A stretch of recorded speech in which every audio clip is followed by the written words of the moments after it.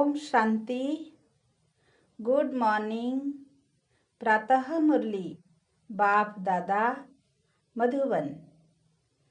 आज मीठे बाबा के मधुर बोल। मीठे बच्चे अब घर जाना है, इसलिए देही अभिमानी बनो। एक बाप को याद करो तो अंतमति सो गति हो जाएगी। आज का प्रश्न, वंडरफुल बाप ने तुम्हें कौन सा एक वंडरफुल राज सुनाया है? उत्तर, बाबा कहते बच्चे, यह अनादि अविनाशी ड्रामा बना हुआ है। इसमें हर एक का पाठ नोंधा हुआ है। कुछ भी होता है नथिंग न्यू। बाप कहते हैं बच्चे, इसमें मेरी भी कोई बड़ाई नहीं। मैं भी ड्रामा के बंधन में बंधा हुआ हूँ। यह वंडरफुल राज सुनाकर बाप ने जैसे अपने पाठ का महत्व कम कर दिया है। गीत है, आखिर वह दिन आया आज। ओम शांति। मीठे मीठे रूहानी बच्चे यह गीत गा रहे हैं। बच्चे समझते हैं कि कल्प बाद फिर से हमको धनवान, हेल्दी और वेल्दी बनाने, पवित्रता, सुख, शांति का वर्षा देने बाप आते हैं। ब्राह्मण लोग भी आशीर्वाद देते हैं ना कि आयुष्मान भव, धनवान भव, पुत्रवान भव। तुम बच्चों को तो वर्षा मिल रहा है, आशीर्वाद की कोई बात नहीं है। बच्चे पढ़ रहे हैं, जानते हैं 5000 बरस पहले भी हमको बाप ने आकर मनुष्य से देवता, नर से नारायण बनने की शिक्षा दी थी। बच्चे जो पढ़ते हैं वह जानते हैं हम क्या पढ़ रहे हैं, पढ़ाने वाला कौन है। उनमें भी नंबरवार पुरुषार्थ अनुसार जानते हैं। यह तो कहेंगे ही कि हम बच्चों को मालूम है यह राजधानी स्थापन हो रही है, वह डिटी किंगडम स्थापन हो रही है। आदि सनातन देवी देवता धर्म की स्थापना हो रही है। पहले शूद्र थे, फिर ब्राह्मण बने, फिर देवता बनना है। दुनिया में किसी को यह पता नहीं है कि अभी हम शूद्र वर्ण के हैं। तुम बच्चे समझते हो यह तो सत्य बात है। बाप सत्य बताकर सचखंड की स्थापना कर रहे हैं। सतयुग में झूठ, पाप आदि कुछ भी नहीं होता। कलयुग में ही अजामिल पाप आत्माएं होती है। यह समय बिल्कुल रौरव नर्क का ही है। दिन प्रतिदिन रौरव नर्क दिखाई पड़ेगा। मनुष्य ऐसा ऐसा कर्तव्य करते रहेंगे जो समझेंगे बिल्कुल ही तमो प्रधान दुनिया बनती जा रही है। इसमें भी काम महाशत्रु है। कोई मुश्किल पवित्र शुद्ध रह सकता है। आगे जंगम माना फकीर लोग कहते थे ऐसा कलयुग आएगा जो 12-13 वर्ष की कुमारियां बच्चा पैदा करेगी। अब वह समय है। कुमार कुमारियां आदि सब गंध करते रहते हैं। जब बिल्कुल ही तमो प्रधान बन जाते हैं तब बाप कहते हैं मैं आता हूं। मेरा भी ड्रामा में पाठ है। मैं भी ड्रामा के बंधन में बंधा हुआ हूं। तुम बच्चों के लिए कोई नई बात नहीं है। बाप समझाते ही ऐसे हैं। चक्र लगाया, नाटक पूरा हुआ। अब बाप को याद करो तो तुम सतो प्रधान बन, सतो प्रधान दुनिया के मालिक बन जाएंगे। कितना साधारण रीति समझाते हैं। बाप को अपने पाठ का इतना महत्व नहीं देते हैं। यह तो मेरा पाठ है, नई बात नहीं। हर 5000 बरस बाद मुझे आना पड़ता है। ड्रामा में मैं भी बंधायमान हूँ। आकर तुम बच्चों को बहुत सहज याद की यात्रा बताता हूँ। अंतमति सो गति, यह इस समय के लिए ही कहा गया है। यह अंत काल है ना। बाप युक्ति बताते हैं, मामे कम याद करो तो सतो प्रधान बन जाएंगे। बच्चे भी समझते हैं हम नई दुनिया के मालिक बनेंगे। बाप घड़ी घड़ी कहते हैं नथिंग न्यू। एक जिन की कहानी सुनाते हैं ना, उसने कहा काम दो तो कहा सीढ़ी उतरो और चढ़ो। बाप भी कहते हैं ये खेल भी उतरने और चढ़ने का है। पतित से पावन, पावन से पतित बनना है। यह कोई डिफिकल्ट बात नहीं है बहुत सहज। परंतु युद्ध कौन सी है, यह ना समझने के कारण शास्त्रों में स्थूल लड़ाई की बात लिख दी है। वास्तव में माया रावण पर जीत पाना तो बहुत बड़ी लड़ाई है। बच्चे देखते हैं हम घड़ी घड़ी बाबा को याद करते हैं, फिर याद टूट जाती है। माया दीवा बुझा देती है। इस पर गुल बकावली की भी कहानी है। बच्चे जीत पाते हैं, बहुत अच्छे चलते हैं, फिर माया आकर दीवा बुझा देती है।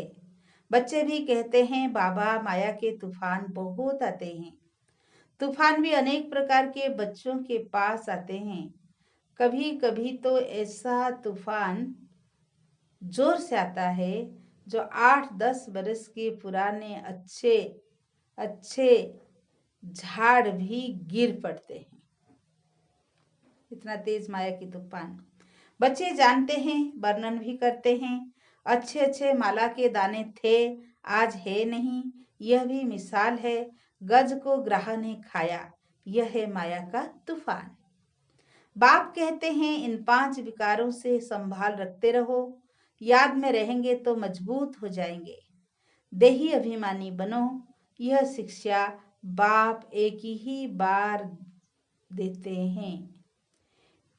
ऐसा कभी और कोई कहेंगे नहीं कि तुम आत्म अभिमानी बनो। सतयुग में भी ऐसा नहीं कहेंगे। नाम रूप देश काल सब याद रहता ही है। इस समय तुमको समझाता हूं, अब वापिस घर जाना है। तुम पहले सतो प्रधान थे, सतो रजो तमो में तुमने पूरे 84 जन्म लिए हैं। उसमें भी नंबर 1 यह ब्रह्मा बाबा है। औरों के 83 जन्म भी हो सकते, इनके लिए पूरे 84 जन्म है। यह पहले पहले श्री नारायण थे, इनके लिए कहते गोया सबके लिए समझ जाते हैं। बहुत जन्मों के अंत में ज्ञान लेकर फिर वह नारायण बनते हैं। झाड़ में भी दिखाया है ना, यहाँ श्री नारायण और पिछाड़ी में ब्रह्मा खड़ा है। नीचे राजयोग सीख रहे हैं। प्रजापिता को कभी परम पिता नहीं कहेंगे। परम पिता एक को कहा जाता है, प्रजापिता फिर इनको कहा जाता। यह देहधारी है, वह विधेयी विचित्र है। लौकिक बाप को पिता कहेंगे, इनको प्रजापिता कहेंगे। वह परम पिता तो परम धाम में रहते हैं। प्रजापिता ब्रह्मा परम धाम में नहीं कहेंगे, वो तो है नहीं, यहाँ साकारी दुनिया में होकर गया है। सूक्ष्म वतन में भी नहीं है। प्रजा तो है स्थूल वतन में। प्रजापिता को भगवान नहीं कहा जाता। भगवान का कोई शरीर का नाम नहीं। मनुष्य तन जिस पर नाम पड़ते हैं, उनसे वह न्यारा है। आत्माएं वहां रहती है तो स्थूल नाम रूप से न्यारी है, परंतु आत्मा तो है ना। साधु संत आदि कुछ भी जान नहीं सकते हैं। बाकी दुनिया के विकारों के अनुभवी तो है ना। छोटे बच्चे को कुछ भी पता नहीं रहता है, इसलिए उनको महात्मा कहा जाता है। 5 विकारों का उनको पता ही नहीं रहता। छोटे बच्चे को पवित्र कहा जाता है। इस समय तो कोई पवित्र आत्मा हो नहीं सकती। छोटे से बड़ा होगा फिर भी पतित तो कहेंगे ना। बाप समझाते हैं सबका अलग अलग पार्ट इस ड्रामा में नूंदे। इस चक्र में कितने शरीर होते हैं। विकर्म करते हैं, जो सब फिर रिपीट होना है। इस चक्र में कितने शरीर लेते हैं, कितने कर्म करते हैं, जो सब फिर रिपीट होना है। पहले पहले आत्मा को पहचानना है। इतनी छोटी आत्मा में 84 जन्मों का अविनाशी पाठ भरा हुआ है। यही है सबसे वंडरफुल बात। आत्मा भी अविनाशी है, ड्रामा भी अविनाशी है, बना बनाया है। ऐसे नहीं कहेंगे कब से शुरू हुआ है। कुदरत कहते हैं ना, आत्मा कैसी है, यह ड्रामा कैसे अविनाशी पाठ बना हुआ है, इसमें कोई कुछ भी कर नहीं सकता। जैसे समुद्र अथवा आकाश का अंत नहीं निकाल सकते, यह अविनाशी ड्रामा है। कितना वंडर लगता है। जैसे बाबा वंडरफुल, वैसे ज्ञान भी बड़ा वंडरफुल है। कभी कोई बता न सके। इतने सब एक्टर्स अपना अपना पार्ट बजाते ही आते हैं। नाटक कब बना, यह कोई प्रश्न उठा नहीं सकता। बहुत कहते हैं भगवान को क्या पड़ी थी जो दुख सुख की दुनिया बैठ बनाई। अरे यह तो अनादि है, प्रलय आदि होती नहीं, बनी बनाई है। ऐसे थोड़ी कह सकते ये क्यों बनाई। आत्मा का ज्ञान भी बाप तुमको तब सुनाते हैं जब समझदार बनते हो, तो तुम दिन प्रतिदिन उन्नति को पाते रहते हो। पहले पहले तो बाबा बहुत थोड़ा थोड़ा सुनाया था, वंडरफुल बातें थी, फिर भी कशिश तो थी ना, उसने खींचा। भट्टी की भी कशिश थी। शास्त्र में फिर दिखाया है, कृष्ण को कंसपुरी से निकाल ले गए। अब तुम जानते हो कंस आदि तो वहां होते ही नहीं। गीता भागवत महाभारत ये सब है कब्रिस्तान। गीता भागवत महाभारत ये सब कनेक्शन रखते हैं, है तो कुछ भी नहीं। समझते हैं दशहरा आदि तो परंपरा से चला आता है। रावण क्या चीज है यह भी कोई जानते नहीं। जो भी देवी देवता थे वो नीचे उतरते उतरते पतित बन गए हैं। रड़ियां भी वही मारते हैं जो जास्ती पतित बने हैं, इसलिए पुकारते भी हैं, हे पतित पावन। ये सब बातें बाप ही बैठ समझाते हैं। सृष्टि चक्र के आदि मध्य अंत को और कोई नहीं जानते। तुम जानने से चक्रवर्ती राजा बन जाते हो। त्रिमूर्ति में लिखा हुआ है, यह तुम्हारा ईश्वरीय जन्म सिद्ध अधिकार है। ब्रह्मा द्वारा स्थापना, शंकर द्वारा विनाश, विष्णु द्वारा पालना। विनाश भी जरूर होना है। नई दुनिया में बहुत थोड़े होते हैं, अभी तो अनेक धर्म है। समझते हैं एक आदि सनातन देवी देवता धर्म है नहीं, फिर जरूर वो एक धर्म चाहिए। महाभारत भी गीता से संबंध रखती है। ये चक्र फिरता रहता है, एक सेकेंड भी बंद नहीं हो सकता। कोई नई बात नहीं है। बहुत बारी राजाई ली है। जिसका पेट भरा हुआ होता है वह जरूर गंभीर रहते हैं। अंदर में समझते हो हमने कितने बार रजाई ली थी। कल की ही तो बात है। कल ही देवी देवता थे, फिर चक्र लगाए, आज हम पतित बने हैं, फिर हम योग बल से विश्व की बादशाही लेते हैं। बाबा कहते हैं कलब कलब तुम ही बादशाही लेते हो, जरा भी फर्क नहीं पड़ सकता। राजाई में कोई कम कोई ऊंच बनेंगे, यह पुरुषार्थ से ही होता है। तुम जानते हो पहले हम बंदर से भी बदतर थे, अब बाप मंदिर लायक बना रहे हैं। जो अच्छे अच्छे बच्चे हैं उनकी आत्मा रियलाइज करती है, बरोबर हम तो कोई काम के नहीं थे, अभी हम वर्थ पाउंड बन रहे हैं। कल्प कल्प बाप हमको पेनी से पाउंड बनाते हैं। कल्प पहले वाले ही इन बातों को अच्छी रीति समझेंगे। तुम भी प्रदर्शनी आदि करते हो, नथिंग न्यू। इन द्वारा ही तुम अमरपुरी की स्थापना कर रहे हो। भक्ति मार्ग में देवियों आदि के कितने मंदिर है। यह सब है पुजारी पने की सामग्री। पूज्य पने की सामग्री कुछ भी नहीं है। बाप कहते हैं दिन प्रतिदिन तुमको गुह्य गुह्य पॉइंट समझाते रहते हैं।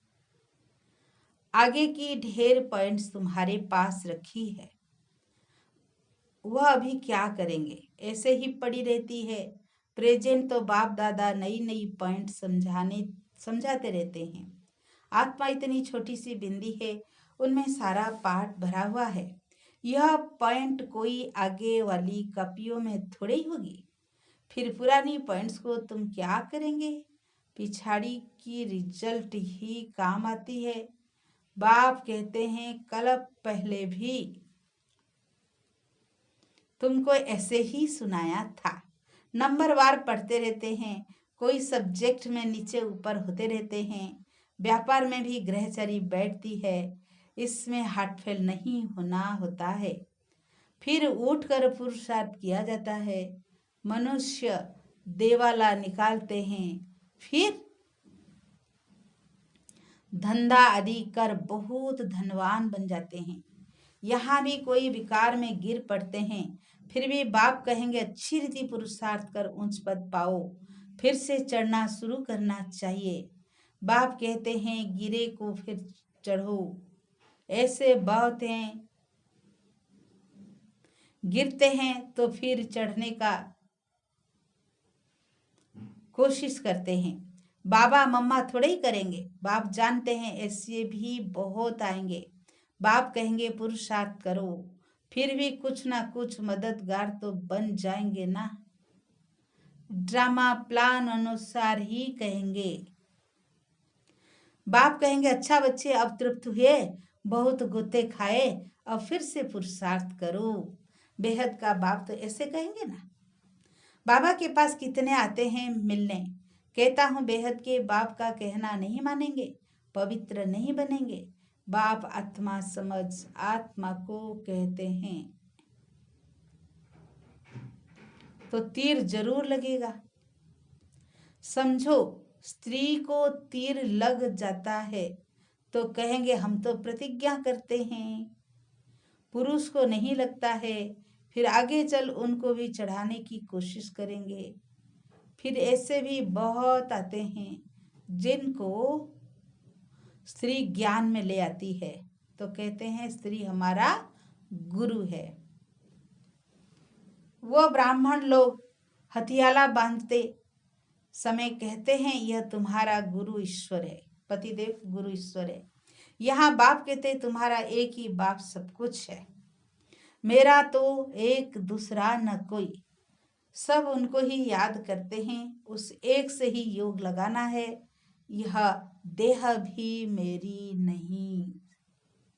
अच्छा मीठे मीठे सिकी लदे बच्चों प्रति माता पिता बाप दादा का याद प्यार और गुड मॉर्निंग। रूहानी बाप की रूहानी बच्चों को नमस्ते। हम रूहानी बच्चों की रूहानी बाप दादा को याद प्यार गुड मॉर्निंग, नमस्ते नमस्ते नमस्ते। शुक्रिया बाबा, शुक्रिया शुक्रिया। धारणा के लिए मुख्य सार, कोई भी ग्रहचारी आती है तो दिल शिकस्त हो बैठ नहीं जाना है, फिर से पुरुषार्थ कर बाप की याद में रह ऊंच पद पाना है। सेकेंड पॉइंट, स्वयं की स्थिति याद से ऐसी मजबूत बनानी है जो कोई भी माया का तूफान बार न कर सके। विकारों से अपनी संभाल करते रहना है। आज का वरदान, त्रिकालदर्शी और साक्षी दृष्टा बन हर कर्म करते बंधन मुक्त स्थिति के अनुभव द्वारा दृष्टांत रूप भव। त्रिकालदर्शी और साक्षी दृष्टा बन हर कर्म करते बंधन मुक्त स्थिति के अनुभव द्वारा दृष्टांत रूप भव। यदि त्रिकालदर्शी स्टेज पर स्थित हो, कर्म के आदि मध्य अंत को जानकर कर्म करते हो तो कोई भी कर्म विकर्म नहीं हो सकता है, सदा सुकर्म होगा।